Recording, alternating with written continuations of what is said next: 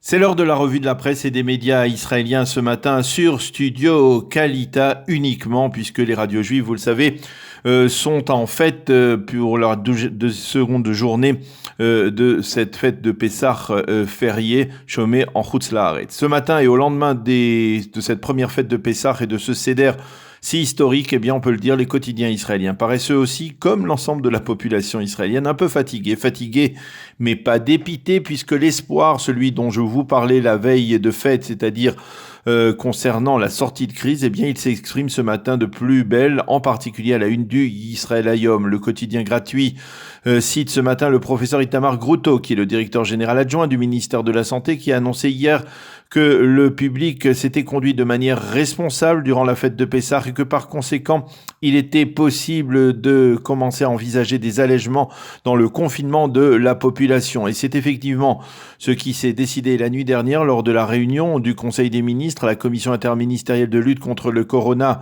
a décidé d'alléger les mesures de bouclage imposées il y a une semaine sur la ville de Bnei Brak. À partir de ce matin, les habitants de la ville qui travaillent dans des emplois de première urgence pourront quitter Bnei Brak pour travailler. Les habitants pourront également quitter la ville pour des motifs de santé importants comme une visite médicale ou pour assister à des obsèques de parents proches. Les parents divorcés pourront également se rencontrer pour récupérer leurs enfants après la première fête de Pessah. Et puis ce matin, les quotidiens israéliens comme hier soir dans les journaux télévisés donc parlent très sérieusement de cette stratégie de sortie de crise en Israël, progressivement, prudemment, afin de ne pas risquer de retomber dans un second round de confrontation face au virus. Le Conseil pour la sécurité nationale a présenté son plan de sortie de crise, un plan qui doit trouver, comme l'explique ce matin Alon Ben David dans le Maariv, le juste équilibre entre les impératifs de la santé publique et ceux de l'économie israélienne. Mais ce matin, les quotidiens reviennent également sur cette fête de Pessah si particulière et nous relatent souvent avec photos à la pluie les instants marquants, les instants les plus émouvants de ce Seder Pessah historique que nous avons vécu, tous confinés dans nos maisons, mais à l'unisson avec l'ensemble du peuple d'Israël. Les photos les plus impressionnantes sont celles des autoroutes israéliennes désertes durant cette journée de Pessah. Quasiment personne n'a circulé durant la fête et c'est la preuve de la discipline des Israéliens, expliquent les éditorialistes. Mais le Israël Hayom nous montre une autre photo incroyable, celle de deux infirmiers du Magen David Adom en train de danser sur l'un des drive-in où des milliers d'Israéliens se sont fait tester. Et puis il y a les images que nous ont diffusées hier soir les journaux télévisés, des images qui ont fait chaud au cœur, des Israéliens des plus âgés aux plus jeunes, celles de milliers d'Israéliens au balcon de leurs appartements en train de chanter à 20h précises mercredi soir le célèbre Manishtana de ces Israéliens qui à Bnei Brak ont entonné le célèbre air de Ve'ish Hamda de Yonatan Razael ou plus d'actualité que jamais. Puis ces vidéos que l'on a pu voir aussi sur Facebook comme celle de cet Israélien chantant seul le Hallel le soir du Seder dans la rue mais avec comme chorale des centaines de personnes aux fenêtres. L'expression seulement en Israël, Rak Be'Israël, qui est mentionné dans de nombreux endroits sur les réseaux sociaux, mais également sur les journaux israéliens de ce matin, n'a jamais été aussi vrai. Aïnou Besséder, nous étions au Seder, titre le Maariv, ce qui peut se traduire également par nous nous sommes comportés comme il le fallait. Mais au-delà de ces instants d'élévation que nous avons tous ou quasiment tous vécu durant le Seder, la presse israélienne de ce matin ne manque pas de nous fournir les données réactualisées de l'épidémie. Près de 10 000 personnes contaminées en Israël, 86 morts, dont 13 pour les 24 dernières heures, et parmi eux de très nombreuses personnes âgées résidant dans les maisons de retraite israéliennes. Le nombre de malades dans un état grave approche les 200, mais 119 personnes seulement sont placées sous assistance respiratoire seulement, bien entendu, entre guillemets, puisque c'est une donnée foncièrement encourageante, loin des pronostics catastrophes de certains médecins au début de la crise. Le Yediot Ahronoth consacre justement une partie de sa une ce matin à la tragédie de la maison de retraite Mish'an de Be'er-Sheva. Le quotidien nous indique que 29 personnes âgées résidant dans ces maisons de retraite de tout le pays ont péri du coronavirus. Et le Yediot souligne que ce n'est que maintenant que le ministre de la Santé procède à des tests de dépistage systématiques dans ces maisons de retraite. L'écrivain Meir Shalev, qui a toujours la critique facile dans le Yediot Aharonot, déplore que dans son éditorial du vendredi, ces carences qui sont l'expression, selon lui, d'une volonté de ne pas tenir compte des besoins spécifiques des personnes âgées en Israël. Mais le Yediot Aharonot nous montre une autre photo d'espoir. Ce matin, il s'agit de 5 tonnes de médicaments en expérimentation en provenance d'Inde qui sont arrivés ces derniers jours en Israël. Mariv, lui, nous annonce en manchette de son édition que l'armée se prépare à l'ouverture d'un hôpital de campagne à proximité d'un des hôpitaux civils du pays.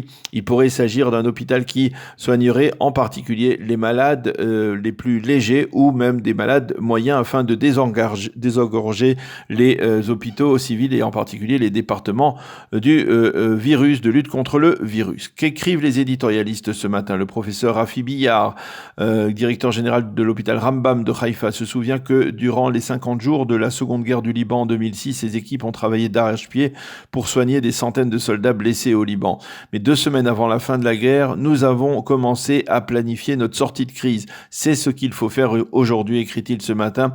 Et l'on peut dire qu'au moins en partie, donc, cet appel a été entendu hier soir par les dirigeants israéliens. Nahum Barnea, lui, s'est rendu sur le terrain à Bnei Brak. Il a pu découvrir à la fois la solidarité de Tzahal avec les orthodoxes de la ville, mais aussi les difficultés de dialogue, de compréhension de la population charédite de la part des officiers de Tzahal chargés de leur acheminer les colis alimentaires en ces fêtes de Pessah, où les orthodoxes, il faut le rappeler, ne consomment que des produits sous très haute surveillance rabbinique. Avi Benayahu, dans le Maariv, affirme que nous, Israéliens, nous nous souviendrons longtemps de ces journées où nous avons écrit l'histoire, une histoire que l'on racontera pendant plusieurs générations. Certes, une histoire douloureuse d'épidémie, mais une histoire qui sera marquée par notre désir de faire voler en éclats les clôtures qui nous séparent. Ce sont là nos plus belles heures en tant que peuple, écrit donc Avi Benayahu dans le Maariv. Boaz Bismuth, le rédacteur en chef du Israël Hayom, écrit que cette crise a révélé l'impuissance de certains et la responsabilité d'autres, et il suggère de ne donner des notes aux dirigeants israéliens qu'à la fin de l'épidémie, lorsque tout cela sera derrière nous. Guy Meroz, lui, revient sur son Seder de Pessah et il écrit que même lorsque l'on est isolé, on peut se sentir libre. Il insiste sur le fait que cette célébration de Pessah l'a conduit à faire connaissance avec de nombreux voisins qu'il côtoyait mais ne connaissait pas vraiment. Et il souligne que pour la première fois, il ne s'est réveillé au lendemain du Seder de Pessah pas avec un incroyable mal de ventre comme il en avait l'habitude les années précédentes. Caroline Glick parle des lendemains du corona et explique que le défi véritable ne sera pas seulement de soigner les malades du corona, mais d'améliorer notre mode de vie pour que plus jamais une telle épidémie ne nous frappe. Les quotidiens israéliens mentionnent relativement en évidence ces tractations qui ont repris hier soir entre le Likoud et Bleu-Blanc. Le Israël Hayom indique en première page que Binyamin Netanyahou a téléphoné veille de fête à Benny Gantz pour lui souhaiter une bonne fête de Pessah, ce qui a permis de réenclencher les pourparlers hier soir. Mais il semble que les deux équipes de travail ne soient pas au bout de leur peine. Le Likoud veut avoir une représentation équitable dans la commission de nomination des juges, alors que Bleu-Blanc veut pouvoir mieux contrôler cette commission et affirme qu'il a l'intention de défendre l'état de droit. À Bleu-Blanc, on affirmait hier que l'on souhaitait un gouvernement d'urgence, mais pas à n'importe quel prix.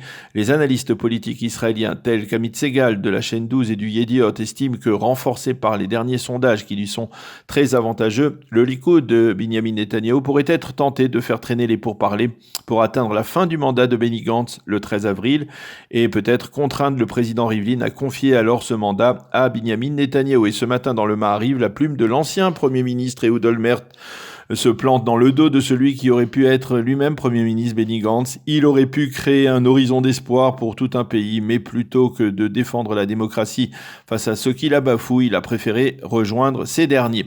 Et en marge de ces développements politiques, Ben-Dror Yemini dans le Yediot déplore la lente agonie de la gauche israélienne. Ce n'est pas qu'il n'y a plus aujourd'hui d'acquéreurs pour l'idée de la paix avec nos voisins, c'est qu'il n'y a plus d'acquéreurs pour des idées qui ne reposent que sur la duperie, dixit Ben-Dror Yemini. Et puis ce matin, il faut le souligner enfin, tous les quotidiens évoquent les rumeurs autour d'un accord possible entre le Hamas et l'État d'Israël sur un échange entre des prisonniers palestiniens et les corps des 2 soldats, Oron Shaul et Hadar Goldin, et d'Abera Mengistou.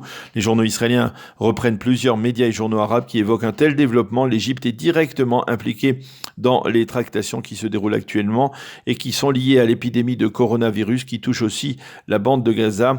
À propos des tractations avec le Hamas, Yahya Sinwar aurait fait une proposition concrète qui aurait été remise aux autorités égyptiennes. Cette proposition impliquerait la libération de terroristes du mouvement détenus en Israël. Il s'agirait de détenus particulièrement âgés qui pourraient contracter facilement le coronavirus. Les journaux arabes expliquent que le dossier des Israéliens détenus par le Hamas retarde toute initiative humanitaire d'Israël dans la bande de Gaza en raison du refus du ministre israélien de la Défense Naftali Bennett de permettre le moindre geste humanitaire tant qu'il n'y aura pas d'engagement de la part du Hamas à libérer les corps des soldats israéliens. Ce sont donc des informations que l'on trouve ce matin également mentionnées dans les sites d'information israéliennes avec une note d'optimisme donc du côté de la bande de Gaza si l'on peut dire. C'est la fin de cette revue de la presse et des médias israéliens.